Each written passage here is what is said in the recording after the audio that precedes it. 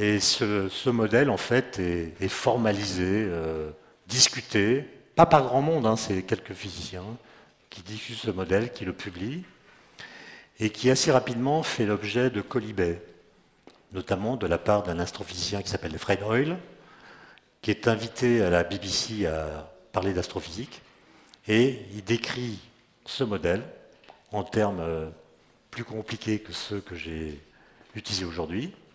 Et à la fin de son exposé à la radio, le journaliste qui l'interroge lui dit mais c'est quand même pas très clair ce que vous avez expliqué, c'est quoi cette histoire? Et c'est là qu'il invente l'expression Big Bang. Il dit c'était comme un Big Bang. Il n'y croyait pas, lui. Il pensait que l'univers était statique, il croyait à la création de matière continue, peu importe. Il a utilisé le mot Big Bang pour se moquer de cette représentation qui rappelait trop à ses yeux la Genèse biblique, qui rappelait trop le fiat lux de la Genèse biblique. D'accord? Mais évidemment, le mot est resté. Il a été utilisé par les promoteurs de ce modèle, et c'est aujourd'hui le mot de référence. D'accord? Et donc, c'est un modèle qui invoque ici l'existence de ce qu'on appelle une singularité. Comme c'est la première, on l'appelle initiale. Et on l'associe à un temps zéro. Et on dit, voilà, il y a eu un temps zéro qui correspond à une explosion qui a engendré tout ce qui existe, c'est-à-dire la matière, l'espace, le temps, l'énergie, le rayonnement. Et évidemment, c'est amorcé à ce moment-là un questionnement métaphysique qui est qu'est-ce qu'il y avait avant le Big Bang? Qu'est-ce qui a fait office d'allumette cosmique?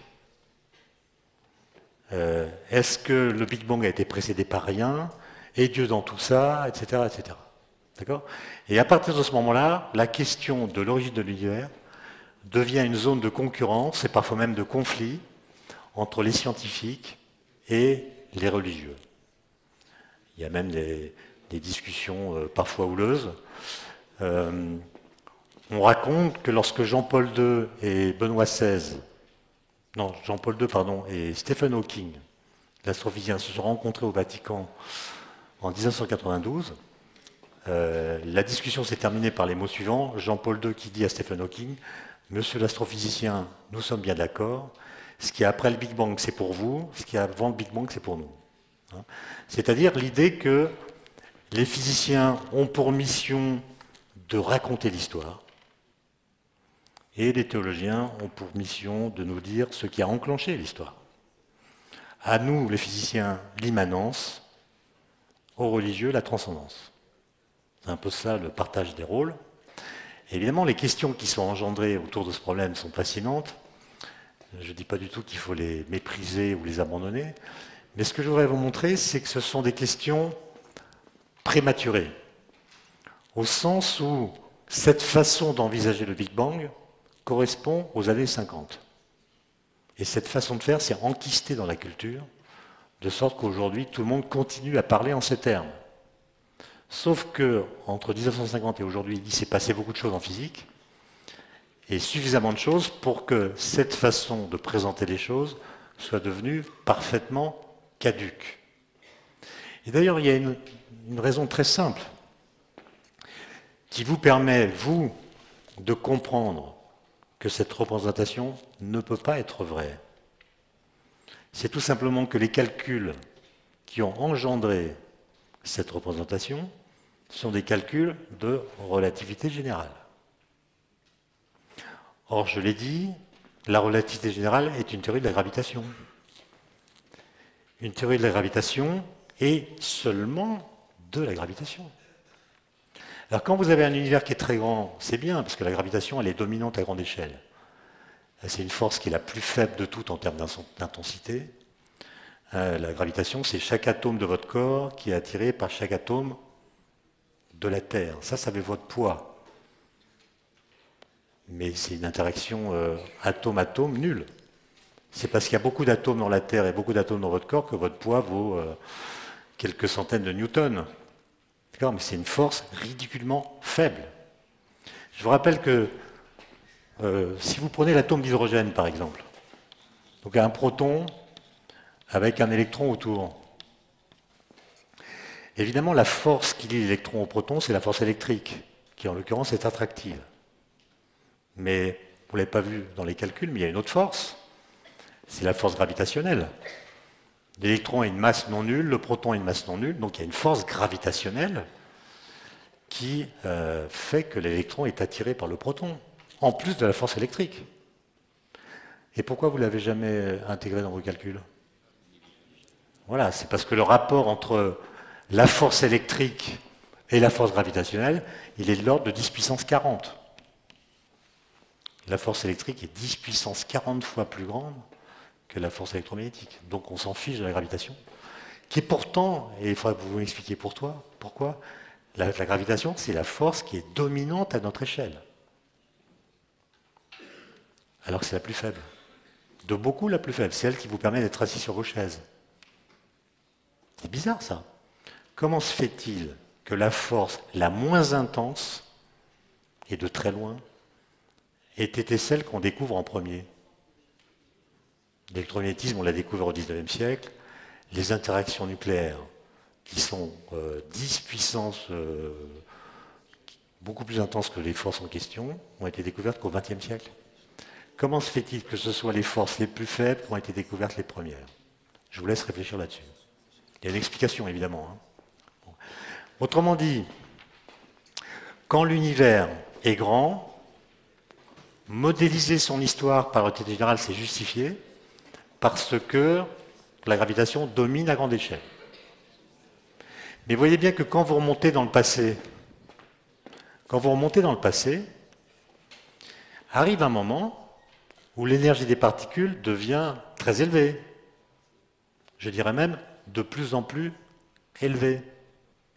Alors par exemple, au LHC, la machine du CERN, je vous ai dit, on fait des collisions de protons auxquelles on a donné l'énergie d'un moustique en vol. Eh bien, sur ce diagramme, on pourrait dire qu'on est là, quoi. C'est-à-dire, les collisions du LHC recréent les conditions physiques qui étaient celles de l'univers à ce moment-ci, qui correspond à peu près à 10 puissance moins 13 secondes après le fameux Big Bang. OK ?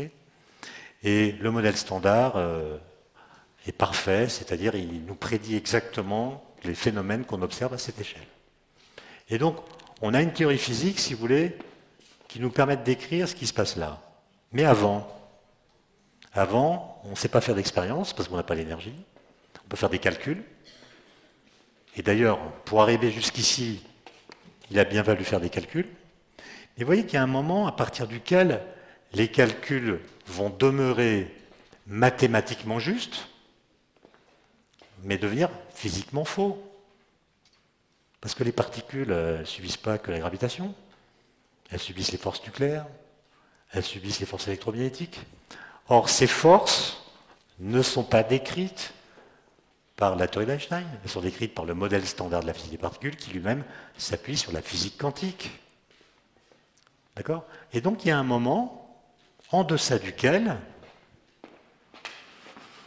c'est juste avant les conditions du moustique, là, c'est quand en gros les particules ont l'énergie d'un TGV, c'est 10 puissance 19 GeV, c'est ce qu'on appelle l'énergie de Planck, et ça devient 10 puissance moins 43 secondes après le Big Bang.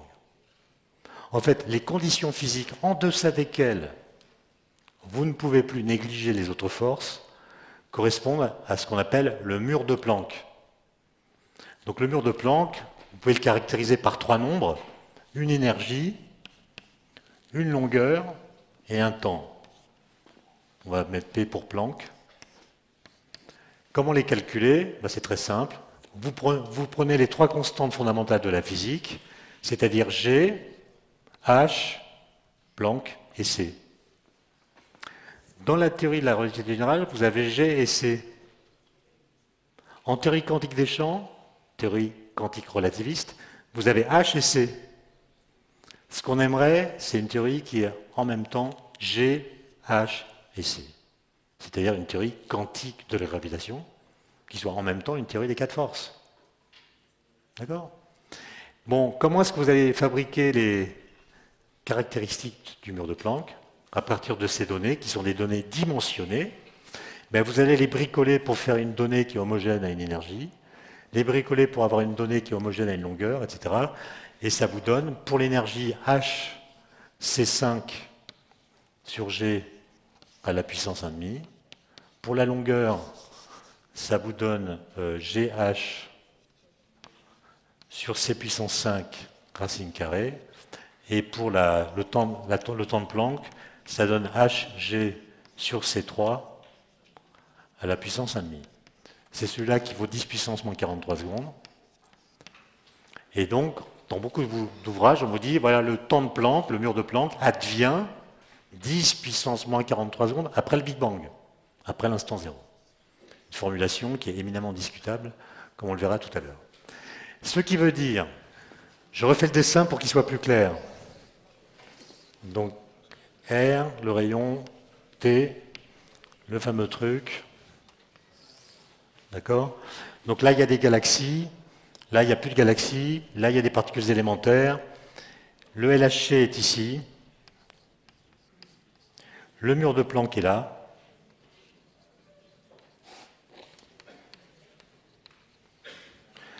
Donc vous voyez que le mur de Planck, par rapport au LHC, il est tout près en temps. Passer de 10-43 à 10-12, ça prend 10-13, ça prend 10-13 secondes. Donc en temps, c'est très court. Mais en énergie, c'est énorme. Hein, ici, c'est quelques TeV d'énergie, téra-électronvolts. Et là, c'est 10 puissance 19 GeV.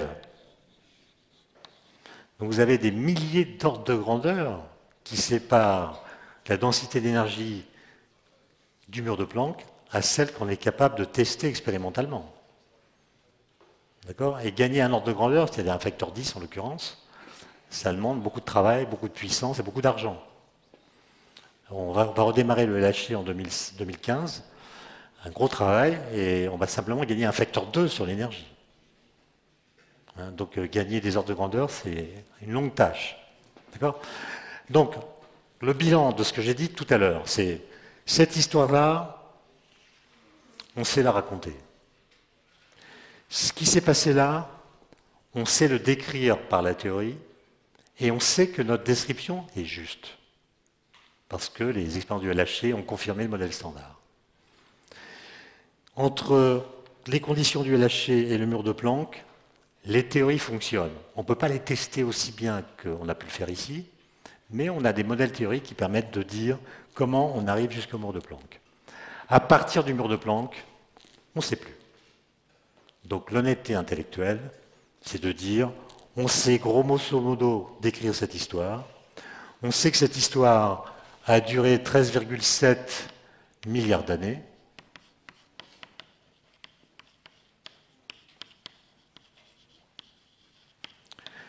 et puis avant, on ne sait pas, mais on sait aussi que le mur de Planck, ce n'est pas l'origine.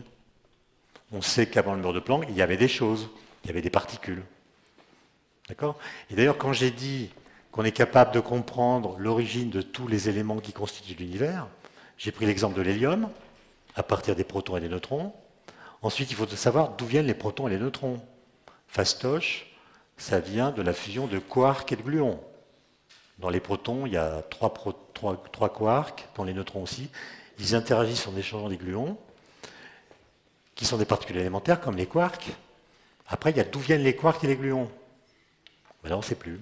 On ne sait plus parce que ce sont des particules élémentaires. N'étant pas composites, on ne peut pas les décrire comme issues de l'agrégation d'entités plus petites qui les constitueraient. Et donc on arrive à un moment où, n'ayant affaire qu'à des particules élémentaires, le canal historique se bouche. C'est-à-dire on ne peut pas les décrire comme issues d'une histoire qui les a engendrées. Ok ? Donc, cette histoire est validée, celle-ci, elle est dans les livres, mais elle n'est pas validée. Et avant le mur de Planck, l'histoire n'existe pas. Et, enfin, en tout cas, on ne peut pas la décrire. Donc on va s'arrêter là, mais je vous annonce ce qu'on va faire tout à l'heure. Oui, je réponds tout de suite. Quand je dis que l'histoire d'avant, on ne la connaît pas, c'est vrai, mais en même temps, depuis 40 ans, que les gens ont compris ce que je viens de vous dire, il y a des milliers de gens qui cherchent une théorie qui permette d'unifier la gravitation et les trois autres forces pour faire une théorie qui utilise les trois constantes G, H et C. Je vais vous en dire un peu plus sur ces théories, il y en a d'innombrables avec beaucoup de modèles, je vais vous parler des principales. Et on en saura à la fin du cours suffisamment pour revenir dans l'univers avant le mur de Planck et voir dans le cadre de ces théories ce qu'il advient de la singularité initiale. Est-ce qu'elle est toujours là ou pas? Si elle n'est plus là, le Big Bang va changer de statut. Bon, vous devinez la réponse. Il y a des questions?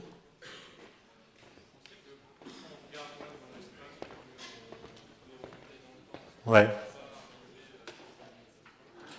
Non, alors c'est une très bonne question. Votre camarade demande plus on regarde loin dans le passé, pardon, loin dans l'espace, plus on voit les objets tels qu'ils étaient dans un passé lointain. Parce que la lumière met du temps pour nous arriver, donc quand vous voyez une galaxie lointaine, vous la voyez telle qu'elle était lorsqu'elle a émis la lumière que vous recevez. Aujourd'hui, on voit des étoiles qui sont à 13 milliards d'années-lumière. Donc on voit ces étoiles telles qu'elles étaient il y a 13 milliards d'années. L'astrophysique instrumentale, pour l'instant, elle n'utilise que la lumière. Peut-être dans quelques années, on pourra utiliser les neutrinos, qui sont émis par les étoiles ou les galaxies, pour faire une astronomie par neutrinos. Et pour l'instant, c'est la lumière. Or, la lumière, elle est très limitante. Pourquoi? Parce que si vous prenez cette zone-là, qui est 380 000 ans après le Big Bang, ça, c'était prédit par Gamow, que j'ai cité tout à l'heure. Là, vous avez un univers en expansion, densité de matière très élevée, énergie des particules très élevée. Okay? Que fait la lumière dans un tel univers? C'est des photons. Il y a une densité de matière tellement forte que dès qu'un photon fait un pas, il cartonne une particule, un électron, un quark, autre chose, ce qui l'empêche de suivre sa trajectoire. D'accord? Donc dans cet univers-là, la lumière ne peut pas se propager librement. Et d'ailleurs, dès qu'un édifice un peu compliqué se forme, par exemple une esquisse d'atome, on peut imaginer que provisoirement un proton et un électron se mettent ensemble, ça fait un atome, mais dès qu'arrive un photon de haute énergie, il casse tout. Donc les atomes ne peuvent pas se former, et c'est le cas aussi pour certains noyaux. D'accord? Donc la lumière interagit tellement avec la matière, avec les particules élémentaires chargées notamment, qu'elle ne peut pas se propager librement. Okay? Donc la lumière est prisonnière de sa matière. Okay? Puis tout d'un coup, 380 000 ans, la température qui là était énorme devient égale à 4000 degrés Kelvin. Et quand la température devient à 4000 degrés, égale à 4000 degrés, les premiers atomes peuvent se former, atomes d'hydrogène. Les photons n'interagissent pas avec les atomes, sauf s'ils ont certaines fréquences particulières. Et donc à partir de ce moment-là, quand les atomes se forment, la lumière circule librement. Et c'est l'apparition de ce qu'on appelle le fond diffus cosmologique, qu'on appelle aussi le rayonnement fossile, enfin il a plusieurs appellations. D'accord ? Et aujourd'hui, ce rayonnement, qui se refroidit puisque l'univers est en expansion, ne fait plus que 2,7 degrés Kelvin. Et vous savez qu'il a été détecté en 1964 par des ingénieurs qui réglaient une antenne micro-ondes et qui ont vu un signal résiduel parasite dont ils n'avaient jamais entendu parler, c'était ça. Rayonnement qui avait été, donc, je répète, prédit par Gamow, et qu'aujourd'hui, on étudie avec une précision incroyable. Il y a eu les satellites Kobe, il y a eu le satellite WMAP, aujourd'hui il y a le satellite Planck, peut-être vous avez entendu parler de ça. Et ces satellites, avec des moyens qui sont de plus en plus précis, mesurent les propriétés de ce rayonnement. On a déjà vu que c'était un rayonnement de corps noir. On a vu aussi qu'il y avait des toutes petites fluctuations qui permettent de voir où les galaxies sont formées parce que la densité de matière était un peu plus forte. Et puis, il y a eu cette annonce, peut-être vous avez entendu il y a un mois, par des Américains qui ont une expérience installée au pôle Sud qui s'appelle BICEP 2, qui prétendent avoir mesuré une polarisation du fond diffus cosmologique. Vous avez entendu parler de ça?